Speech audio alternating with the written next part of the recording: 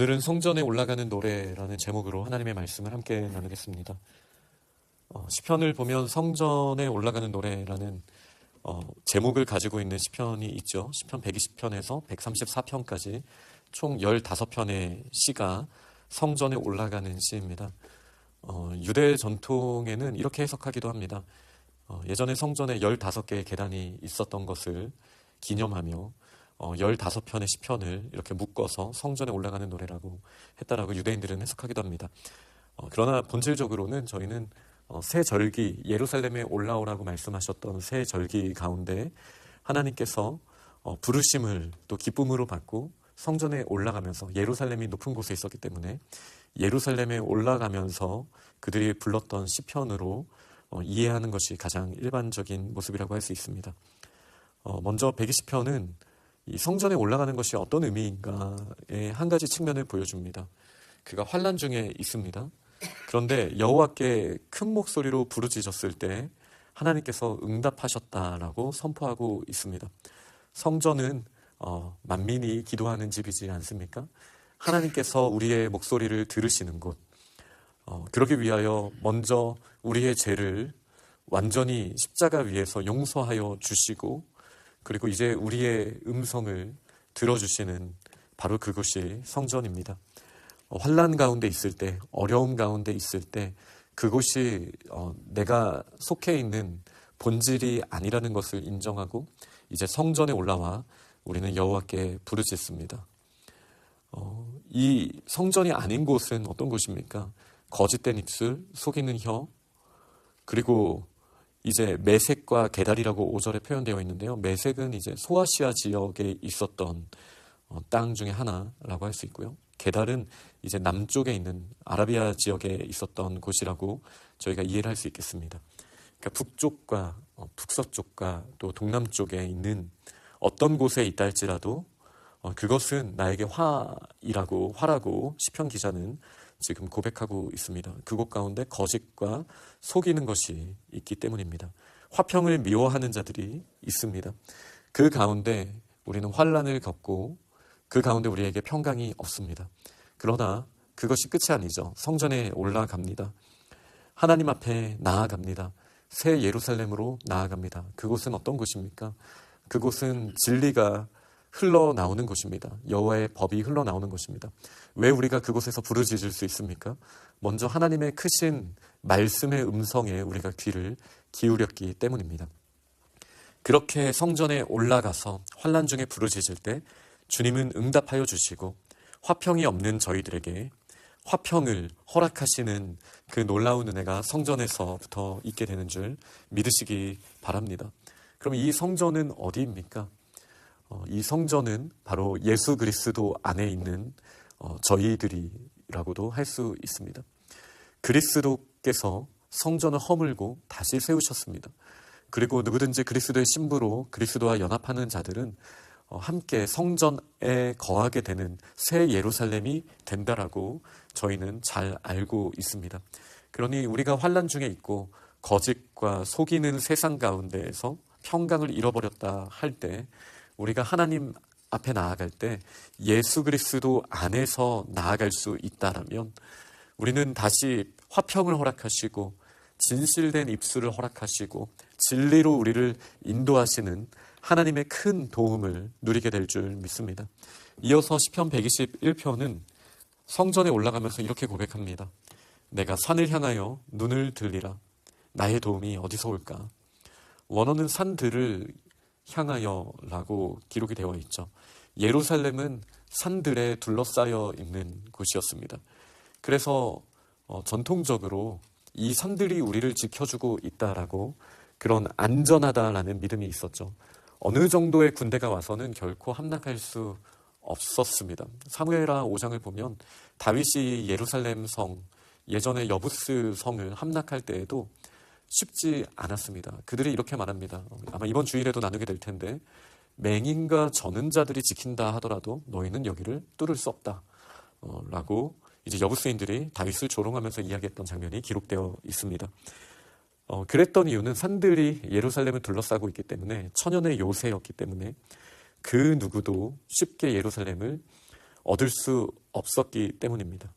그런데 이 시편 기자는 그 산들을 향하여 보며 다시 질문합니다. 내 도움이 정말 저 산에서부터 오는 걸까? 라는 질문을 하는 것이죠. 그리고 시편 기자는 본질적인 믿음의 고백을 합니다. 나의 도움은 천지를 지으신 여호와에게서로다. 이 산들은 천지를 지으실 때 창조된 것이죠. 그러니 아무리 내가 봤을 때 이 산들이 나를 도와준다라고 생각을 한다 할지라도 결국은 하나님께서 이 산들을 지으셔서 우리를 보호하고 있으시다라는 사실을 우리가 놓치면 안 되겠습니다. 결국 우리의 어려운 상황 가운데 우리를 도와주는 것 같이 보여지는 것들이 많죠. 때로는 가족, 때로는 경제력, 때로는 나라의 군사력, 외교력, 많은 힘들이 우리를 지켜준다라고 보여집니다. 바로 예루살렘을 지키고 있는 것 같은 산들처럼요. 그것이 우리의 육신의 모습일 수도 있고 어떤 우리의 경건의 훈련의 모습처럼 보여질 수도 있습니다. 그러나 이 모든 것을 통하여 지켜주시는 분이 한 분 하나님, 천지를 지으신 여호와 하나님이시라는 사실을 우리가 놓치게 된다면 우리의 마음은 크게 흔들리게 됩니다. 왜죠? 이 세상의 모든 음성은 속이는 혀와 거짓된 입술에서부터 나오기 때문에 흔들리고 흔들리는 이 진리에서 벗어난 이 모든 음성들이 우리의 귀에 닿을 때 우리도 반석이 없는 모래 위에 있는 집처럼 크게 요동치게 됩니다.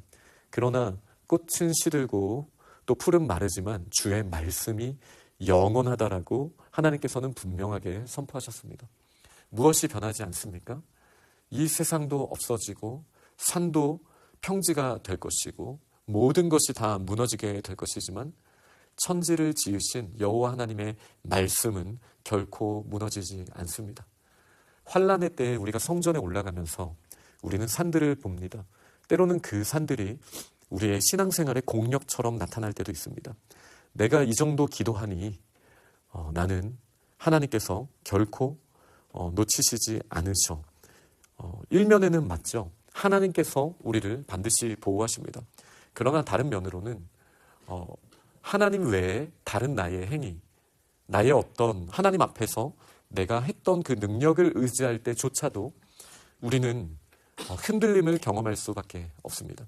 결국 정말 우리의 도움이 되시는 분이 하나님, 우리가 환난의 때라 할지라도 우리가 침체기에 있다 할지라도 우리가 가장 하나님을 뜨거운 마음으로 사모함으로 나아갈 때라 할지라도 결국 영원히 변치 않는 사랑을 영원히 흔들리지 않는 말씀을 통해서 우리에게 들려주신 하나님의 그 음성에 우리가 귀를 기울여야 합니다.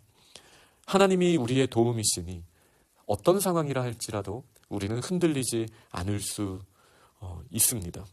여호와께서 너를 실족치 않게 하시리라. 우리를 지키시는 분은 졸지도 주무시지도 아니하는 분이십니다. 하나님께서는 우리의 오른쪽에서 그늘이 되어주셔서 낮의 해도 밤의 달도 우리를 상하게 할 수 없습니다. 이거는 시간을 의미하기도 하죠. 어떤 시간이라 할지라도 하나님의 손은 결코 우리를 지키기에 짧지 않습니다. 모든 환난, 특정한 환난이 아니라 모든 환난을 면하게 하시고 우리의 영혼을 지키시는 분이십니다.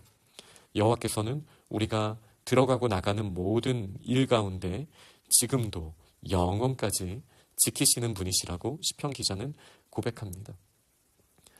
이 성전에 올라가는 이 노래에서 우리는 여전히 내 중심적인 모습을 보지만 시편 기자는 산을 볼 것이 아니라 나의 필요를 볼 것이 아니라 나 자신을 자꾸 보려고 할 것이 아니라 하나님을 바라봐야 한다라고 외치고 있습니다. 환난 중에 나의 모습이 자꾸 커 보입니다. 지금 조롱받는 아니면 고난 중에 있는 나의 모습이 비천한 가운데 커 보일 수도 있고요. 아니면 과거에 잘 있었던 나의 모습이 커 보일 수 있습니다. 그리고 그 나를 건져내기 위하여 아니면 나를 회복시키기 위하여 어떤 산들이 나에게 필요하지? 우리가 이 목소리를 또 크게 들을 수도 있습니다. 그러나 시편 120편, 121편은 게달도 메색도 아니고 세상에 거짓된 입술과 속이는 혀가 있는 이 세속도 아니고 아니 예루살렘을 둘러싸고 있는 이 산도 아니고 천지를 지으신 여호와 우리에게 평강을 주시고 우리의 도움이 되시고 모든 환난을 면하게 하시는 여호와 하나님을 바라봐야 할 때라고 지금 분명하게 초청하고 있습니다. 결국은 성전에 올라가는 노래는 성전에 올라가는 수많은 이유들이 있었지만 여호와 하나님의 얼굴을 구하며 여호와 하나님을 사모하는 마음으로 내가 올라간다라는 사실을 분명하게 드러내고 있습니다. 말씀을 맺겠습니다. 여호와 하나님을 바라봅시다. 환난의 때에도 또 평강의 때에도 우리가 바라봐야 하는 것은, 우리가 지금 급한 마음으로 찾아야 하는 것은 산들이 아니고 나의 모습이 자꾸 크게 드러나는 것이 아닙니다. 여호와 하나님, 그 말씀을 변개치 아니하시는 분께서 우리를 뭐라고 하십니까? 사랑하는 자녀라고 하십니다. 예수 그리스도를 십자가에 달려 죽게 하시기까지 그분의 사랑을 드러내셨고 선포하셨고 그 사랑은 결코 없어지지 않습니다. 그러니 어떤 상황 가운데에도 우리는 하나님의 그 사랑의 말씀, 하나님의 얼굴 자체를 바라봐야 합니다. 그렇게 바라보며 나아갈 때 환난 가운데에도 하나님의 역사하심이 선하게 드러나게 될 것이고, 또 평강 가운데에도 하나님의 영광이 우리를 통해서 강력하게 드러나게 될 줄 믿습니다. 그렇게 믿음으로 하나님 앞에 성전에 올라가며 기쁨으로 노래할 수 있는 우리 하나님의 사람들이 다 되시기를 간절히 축원합니다. 아멘.